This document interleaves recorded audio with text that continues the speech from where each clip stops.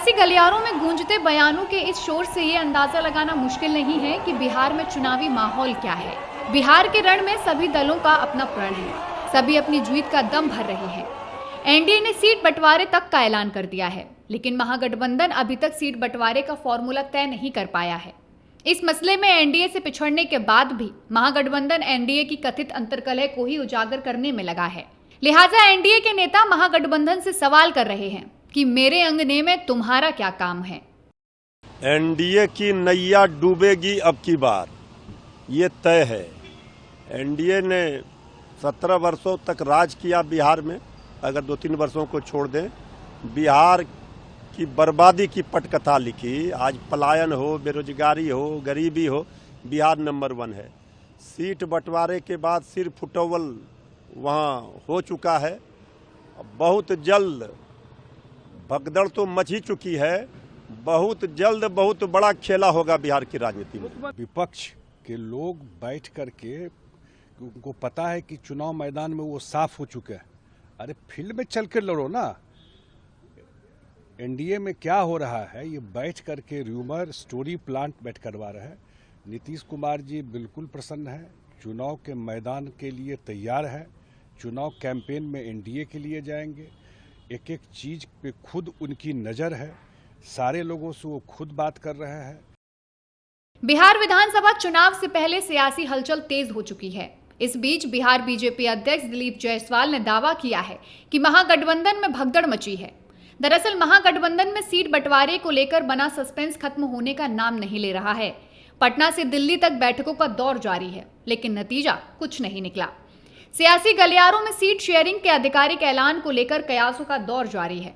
महागठबंधन के नेता दावा कर रहे हैं कि जल्द ही सीट बंटवारे को लेकर ऐलान हो सकता है। हमको कोई टिप्पा टिप्पणी नहीं करना है। हम लोग बिहार जीतने जा रहे हैं। महागठबंधन सरकार बनाने जा रही है और आगे जो बिहार की जो समस्याएं हैं, बेरोजगारी जैसी, वो 14 नवंबर के बाद से दूर होना शुरू हो जाएगा। रहे समझौते की बात, ऐलान की बात, हम लोग जो है जल्द से जल्द जो है ऐलान करने वाले हैं। हमको लगता है कि कल या मैक्सिमम 1 आध दिन में जो है इसको हम लोग पूरा कर लेंगे। देखिए, हमको किसी पे टिप्पा टिप्पणी नहीं करना है। हमारा अपना ध्यान बिहार के लोगों को आगे कैसे बढ़ाए, बिहार की तरक्की कैसे हो, बिहार विकसित कैसे हो, इस पे काम करना है। आप सुने हमने कहा ऐलान जो होगा 1 से 2 दिन में हम लोग कर देंगे। कोई दिक्कत नहीं है, सब कुछ ठीक है। डॉक्टर को साथे लेके आ गए, ठीक है।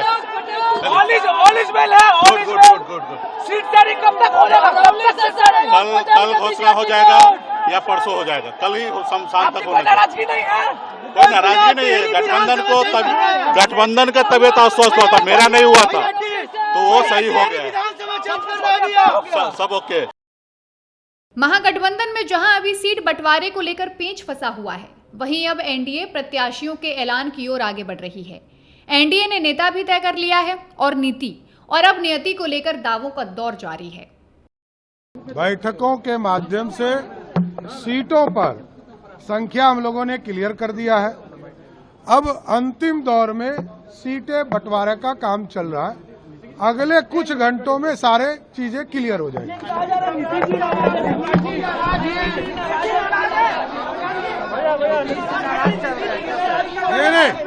अरे नीतीश जी हम लोगों के नेता है और नीतीश जी पर पूरे बिहार की जनता का फोकस है। बिहार की जनता नीतीश कुमार जी और मोदी जी के नेतृत्व में काम। स्पर्धा है एक दूसरे से आगे बढ़ने का,